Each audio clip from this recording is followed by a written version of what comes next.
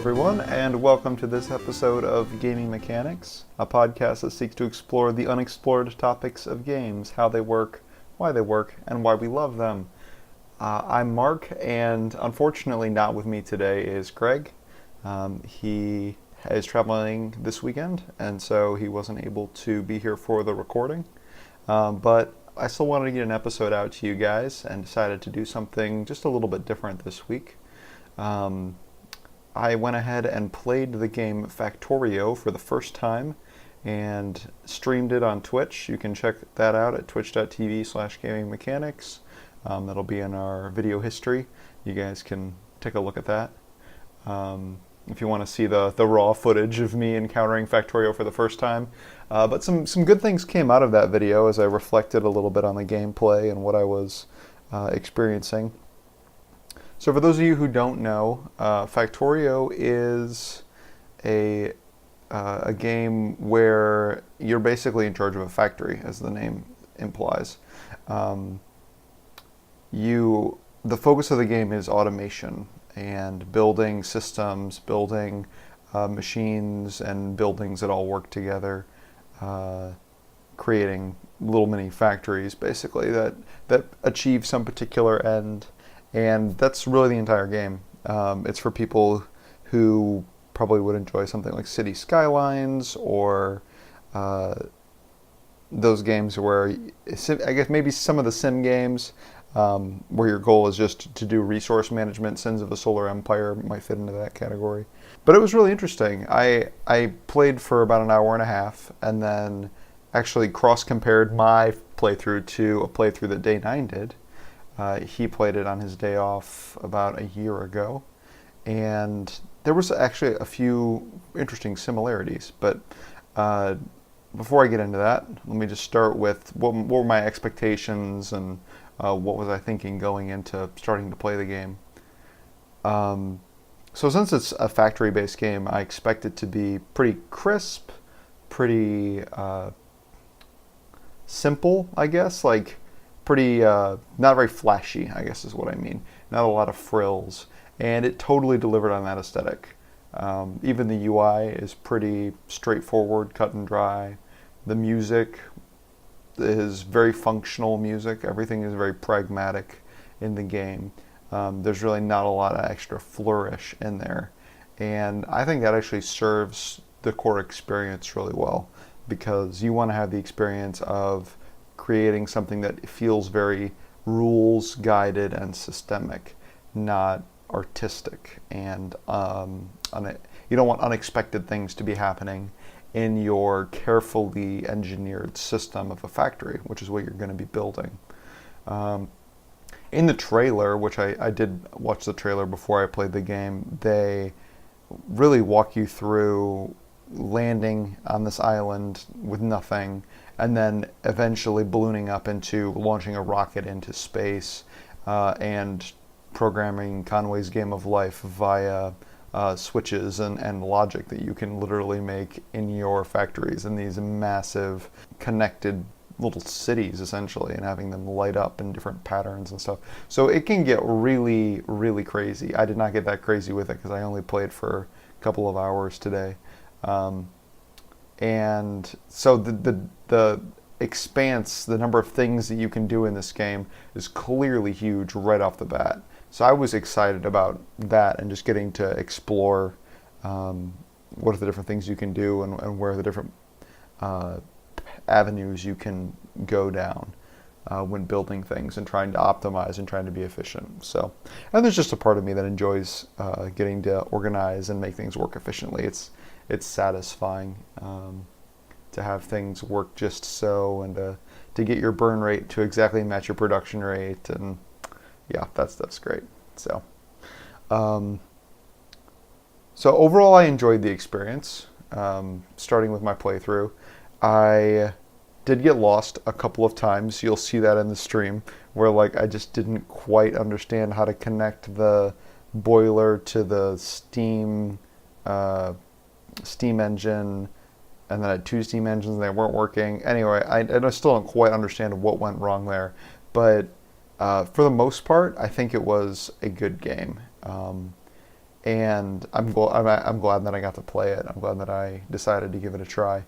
I do think that it needed some more goals in the beginning, and I felt like when I played it, I wasn't quite sure uh, why I was doing what I was doing. Like in the beginning, they take you by the hand. They do show you the first few things to do, which is really good. You need that in a game like this because there are so many things you could do. I mean, you're on this like top-down 2D tile-based screen, and your little character can walk around. And if you didn't know what you were playing, you could literally like start walking around and trying to find monsters and kill them. Like that would be, I mean, not you could totally do that, and that would be totally against the point of the game. You're not really supposed to engage the monsters; they're just sort of supposed to harass you. And I'm hoping that later on, after I finish talking to you about the playthrough, that this can lead into a greater discussion about learning curves. But I don't want to jump into that just yet. So while playing, I did feel like the game puts pressure on you to automate, which is totally what you want again in a game like this, because the whole point of the game is to automate things.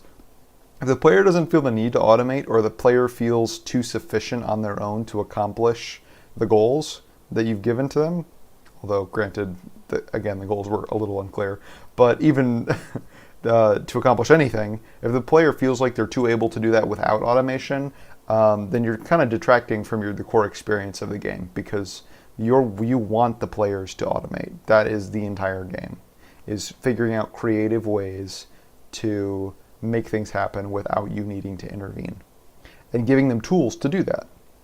And so walking places was rather slow. Chopping down trees, mining rocks by hand, rather slow. Having to go check 5, 6 different furnaces to take the bars out of the furnaces, the bars of iron, the bars of copper, so that you could then go make something else. Again, rather slow. And so it pushed the player just enough to think, can I automate this? Do I really need to come over here every time there's 100 bars in this furnace so that I can empty out the inventory? And I think that worked brilliantly. The way that was tuned was wonderful. It was just enough so that the player could not get comfortable doing everything by hand. And they needed to scale up their production in order to reach the next tier of thing, the next research level, the next objective that they gave you in the campaign. They needed to scale up their factory, and so they need to automate more. In terms of things that create pressure on the player, I do think there's just sort of the general annoyance of, I want this to go faster, and walking around and doing everything by hand is slow. There's also the aspect of nightfall, which I found to be a very subtle pressure that the game put on you.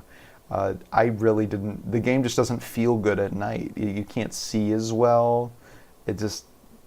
Something about it feels uncomfortable. There could be some monsters lurking out there. So you want to dispel the night. But getting lights and getting electricity is not something that happens right away. You've got to get a steam engine and a boiler and a pump, and start wiring your base with electricity so that it will put up lamps so that you can see at night. And so that's a subtle way that the game pushes you toward producing and not being happy with just having a bunch of wood burning furnaces and mining rigs producing copper or iron. Which is good, because if you were to go at that pace, like, it would take you forever to finish the game, so you wouldn't want to do that. But the more obvious, less subtle pressure would be the monsters that come after you. You can play in a mode where they don't attack you, and I actually think that might be the mode that I prefer. But in the campaign that I played, there were monsters that would come after you, so you had to set up defenses, you would set up walls, you could set up turrets, ways to counterattack the monsters when they came after you. And this was, again, to sort of push you to build bigger guns, build better weapons, think carefully about not spreading yourself too thin so that your position was indefensible. It basically just made you be more intentional about how you did things, knowing that it wasn't just a sandbox game, that there actually was a chance of you being attacked and harassed from the outside. Um, in general, I think the pacing, that said, the pacing of the game was a little unclear, in that I knew that there were enemies from the trailer, but it wasn't clear, like, are they getting more upset with me? Are they going to come after me sometime soon? Is it like a 10-minute mark that they come after me? Do they come after me after I build a steam engine? After I start making a lot of noise? Like, I had no idea how I interacted with the monsters in the area. But they did start coming after you a bit more at some points. I'm not really sure why, though, and that's why I say the pacing is a little unclear. Um, but again, the focus of the game really wasn't combat. Combat was very, very simple, very understated, and in a way that I think is good. Now, I know I've seen in the trailer, and I haven't gotten there myself, where you're like in a tank fighting monsters, in your tank blowing up, these large creatures, and presumably you built the tank with your tech, and that's probably a bit more of engaging combat than what I was doing, which was just pistol fire against wolves. So pretty simple stuff. I think the game really should have understated combat. Again, the focus of the game is to be a factory that's automating things. And so to make it, to detract too much from it by just making the focus about combat, about something that's big and flashy, that doesn't really fit with the game. I don't think that, even if I were to go deeper into the game, that I would find that most of my focus is on combat. I think that's more of a necessary evil in Factorio, and that's the position that I think it should be in. There was a lot of really good tools to do resource management. Again, most of the game is resource management, so it's good that they gave you the tools to see burn rates, to see graphs of what am I producing over the last 15 minutes. How has my production changed? How has my consumption changed? Am I just working off of stored inventory, but I'm actually consuming faster than I'm producing? Or is the opposite true? What am I doing with my access? Things like that. Having tools to drill down into that is super important, because if you're working at a scale with a huge factory, you've got to be able to look into that stuff in a way that's effective and isn't just sort of frustrating, where you feel like you need to go around with a paper ledger and write down, like, okay, so this crate is 50 coal and this crate is this many coal, and because obviously that would be the worst. I don't have to tell you that. But no, they had good tools for drilling down into that, and that was good. There was actually a couple UI things that I was pleasantly surprised by. I had these moments where I'm like, you know what, they really should have added this to the UI, and then they did, and I was like, oh, they totally thought of this. In fact, the thought I had was they probably played this without that, and then they realized they needed to add it. Just like I had. So that's why we play test things. One of the things was when I wanted to build a complicated item. I mean, it wasn't super complicated, but it was, I think it was a steam engine. And I realized it had all these component parts. Like, it's a steam engine, which means you need piping, and you need, I think maybe you need a circuit, and you need a boiler, and you need probably a few other things, and each one of those things has their prerequisites. And I'm like, shoot, I don't know the prerequisites of gears and boilers and circuits and stuff memorized. Like, I don't want to traverse the resource tree to figure out my starting point for constructing the steam engine. And thankfully, they had on the bottom of the little tooltip, when you mouse over the steam engine, they have the raw breakdown of the base level ingredients you need, which was a lifesaver. And it really helped me to stay on track with, okay, so I'm short copper, or I'm short iron, or actually I have all of this stuff, but it's just in a crate somewhere. So that was pleasant surprise number one.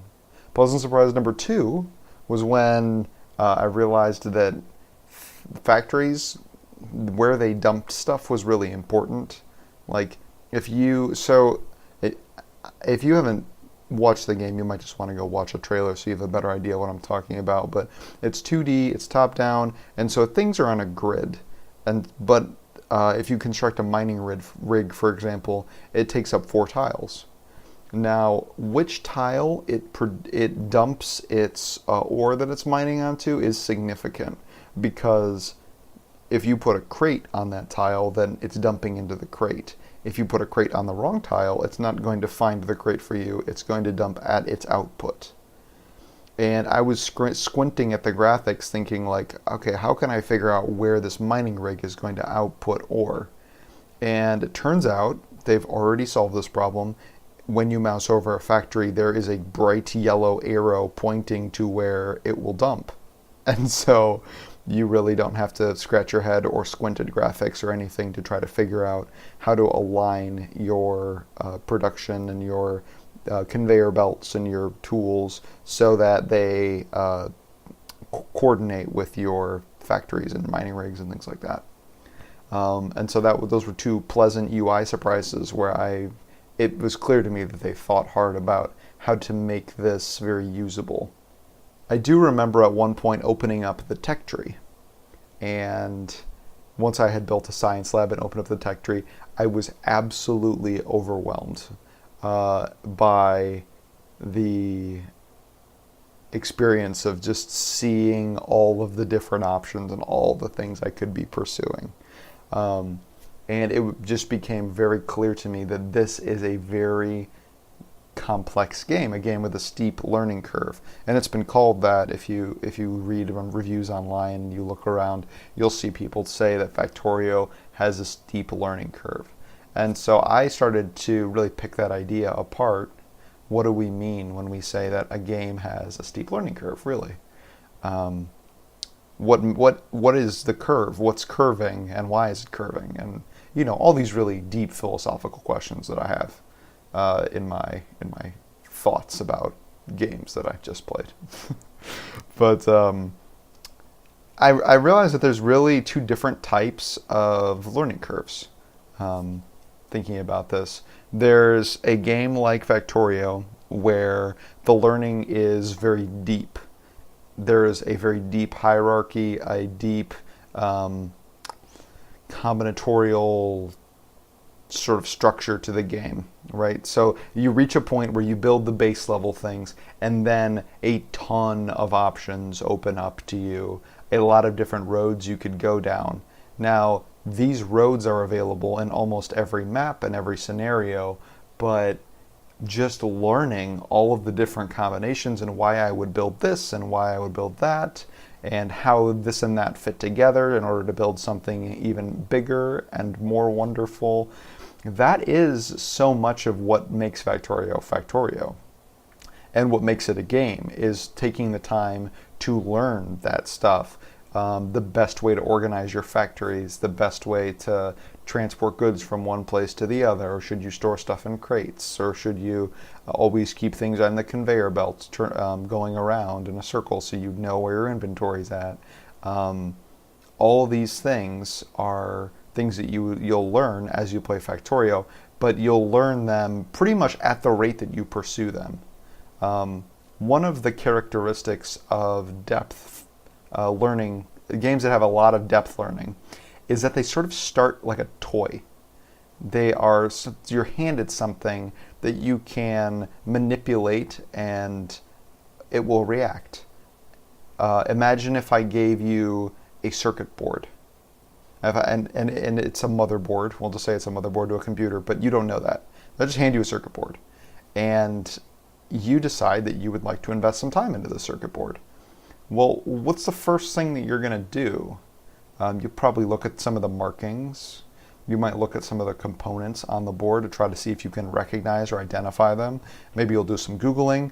At some point, though, you're going to have to get out a little voltage tester and start testing leads and figuring out where does this wire go? Where does this wire go? If I put a charge on this wire, what happens to the board? Hopefully you don't fry anything. But if you did this for long enough, you might realize, oh, like this is the part that's responsible for controlling audio, or this is the part that's responsible for PCI outputs or Ethernet connection.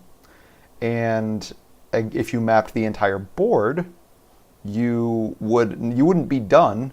You would have a computer. You would have a computer that you could use because you would know all the places to put charges and the right ways to hook up everything so that you could use the computer. And so that is an example of something with an immense learning curve. But the metaphor holds pretty well in that when you're working with a game that's very depth heavy, you're essentially reverse engineering a very complex system. And that necessarily means you're going to try things and fail and sort of just probe and see how different things react and how different things work. You're not going to nail it right off the bat. That's the learning part of this. But what you're learning is the web of interactions that you have available to you and the different options that you have at any moment. At the beginning of Factorio, you have, probably 5 or 6 things you can build, and at the end there are like hundreds and hundreds. But the way that you progress from the beginning to the end is always the same, and it's the same. You're only limited by your creativity and by just a few basic speed things, how fast you can get from the beginning to the end of that tree. And it doesn't really require your character to travel to a specific place. It doesn't require you to advance in a story. And those rules don't ever change.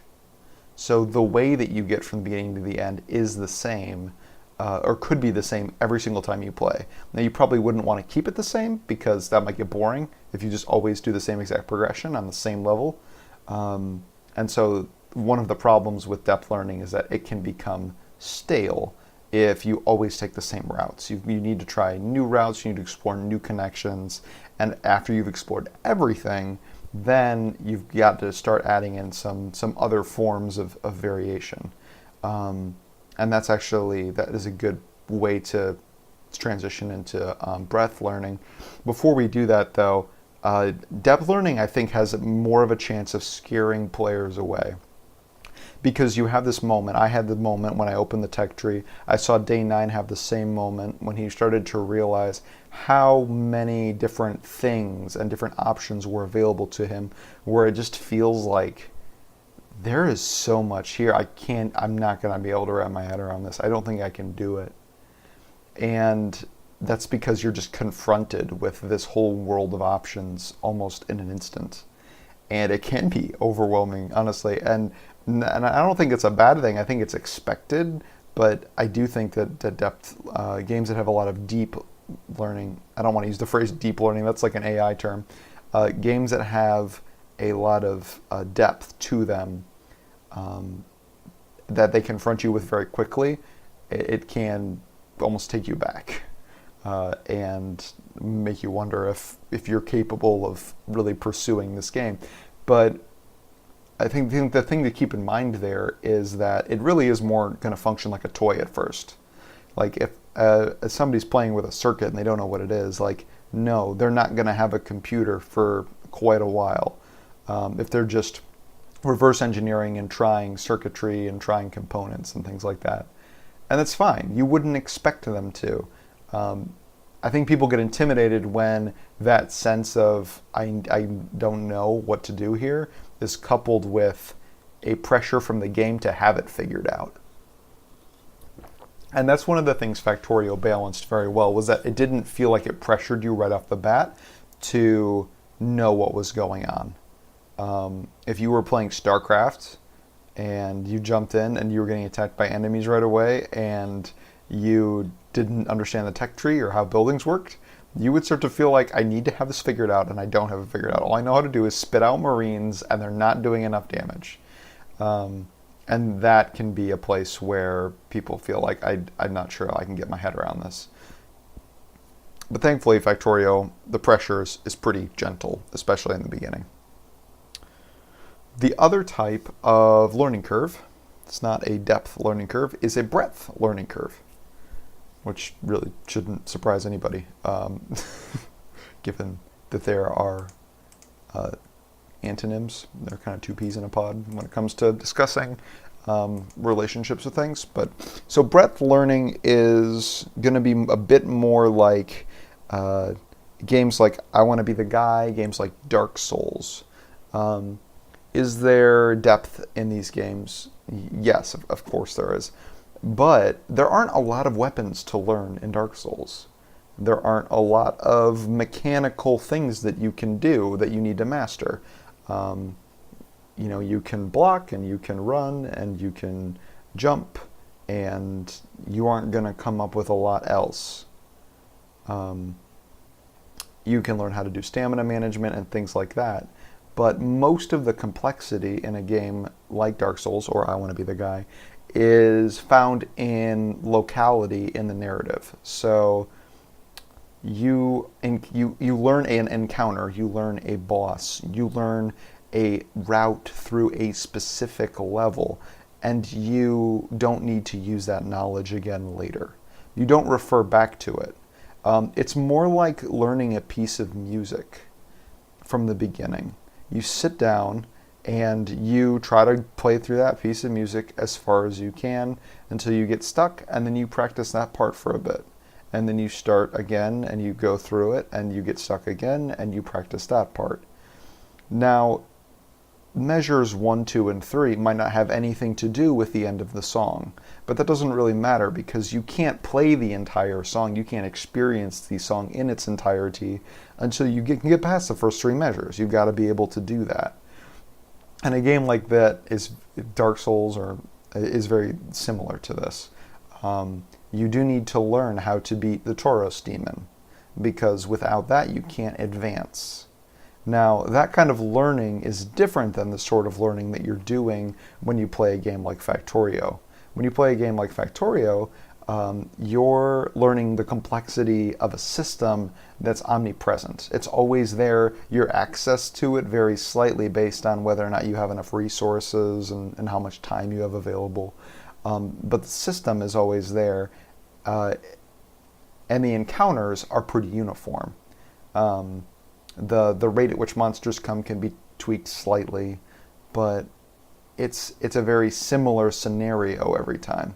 In Dark Souls, we have very different scenarios and a much simpler system. There's not near as many things to do and upgrade and invest in Dark Souls as there would be in something like Factorio. They're on opposite ends of the spectrum. Without any depth, a game can seem kind of simplistic. They can still be successful. A game that is entirely breadth learning, basically, is Mario or Sonic. These games, it's essentially like three or four buttons you really need to know, and they're very simple. And the mechanics they rely on are very simple. Now, they use those mechanics in ways that are interesting contextually, like, oh, you can jump with Mario, you can jump on a monster, and you can kill the Goomba. You can jump over a pit. You can jump onto a flagpole to score a higher, bonus at the end of the level.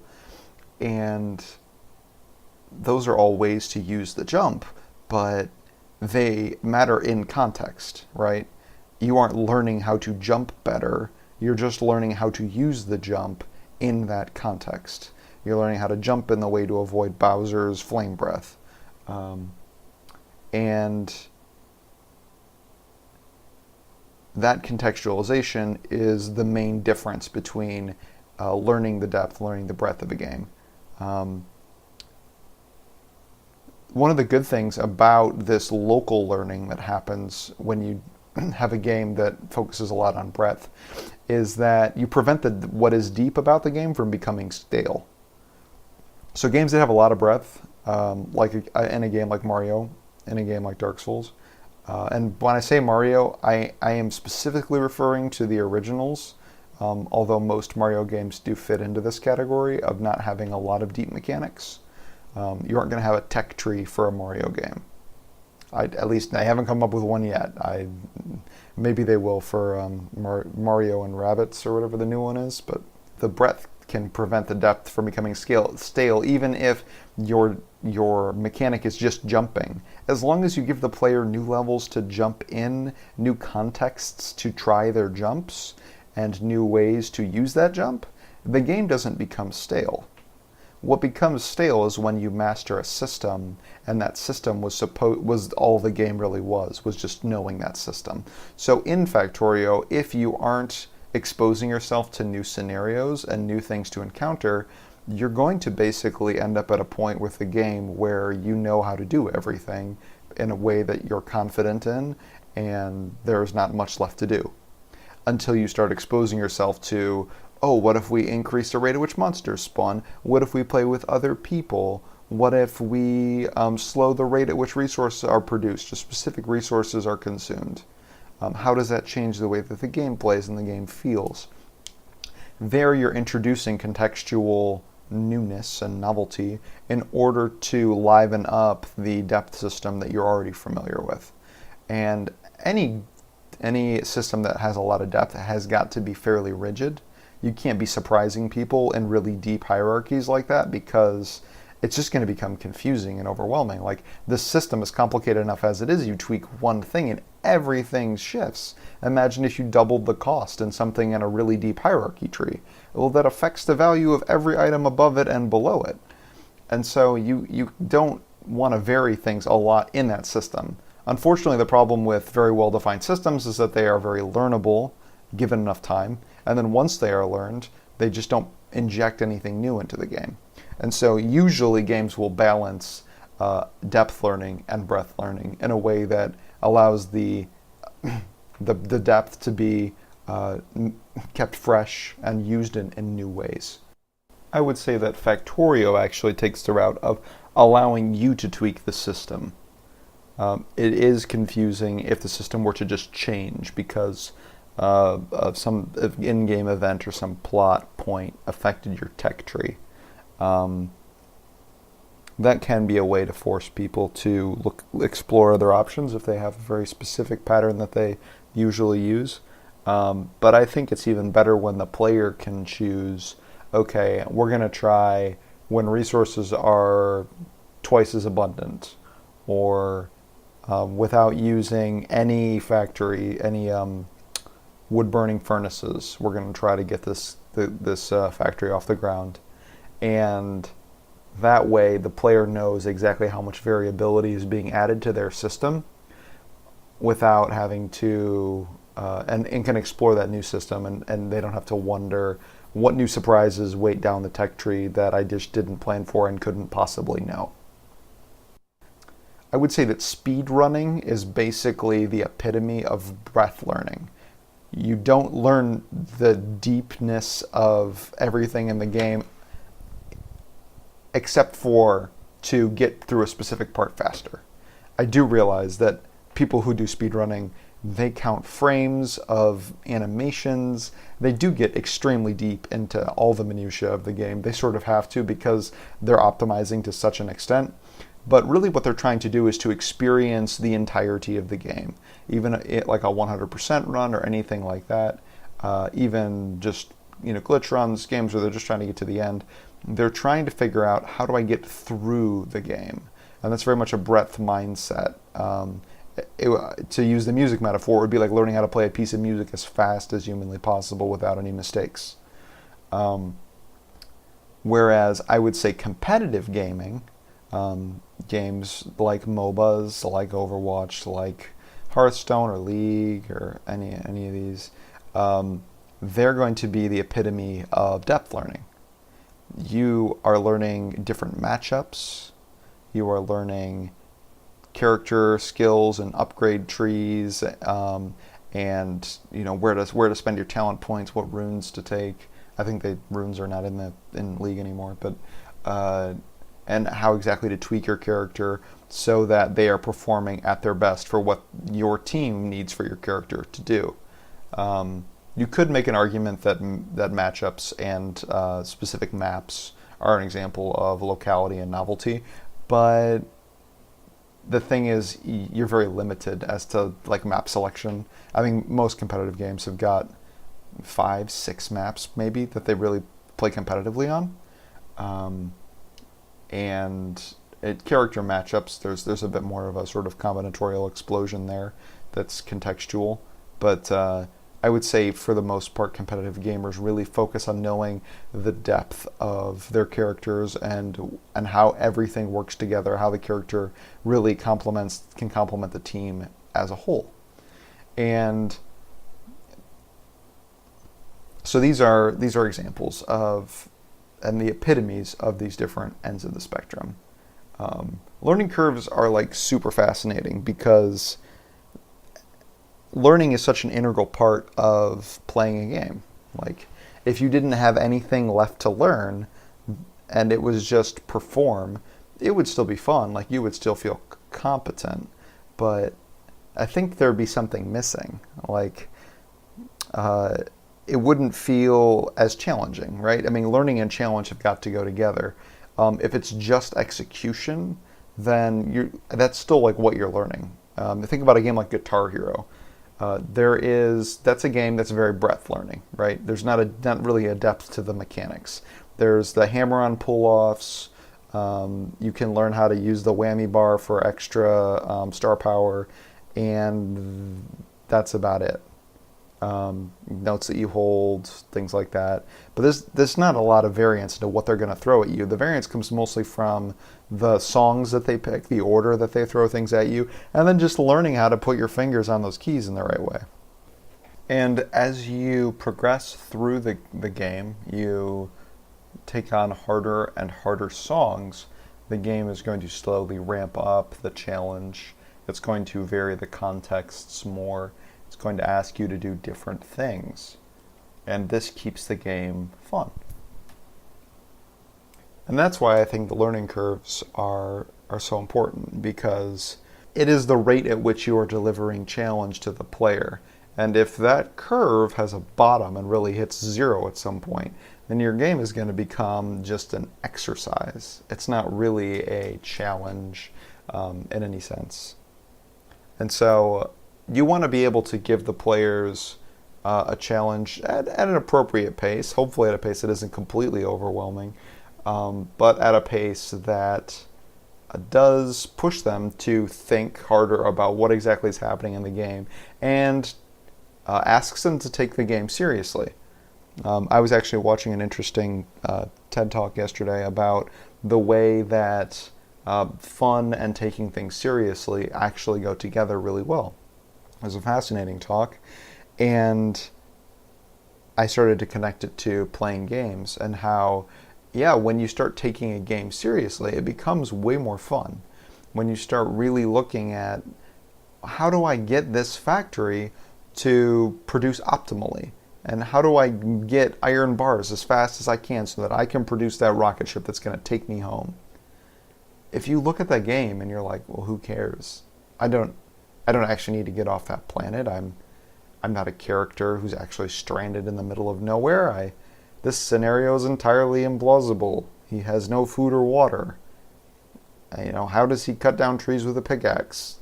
These sorts of questions. Like, you aren't going to have fun playing that game.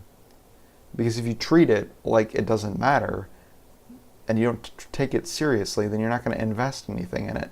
And it's not going to give up its secrets. It's not going to become interesting. You're not going to plumb the depths of the tech tree and figure out all the cool things that you could do in Factorio. You're not going to learn that you can program Conway's Game of Life, apparently.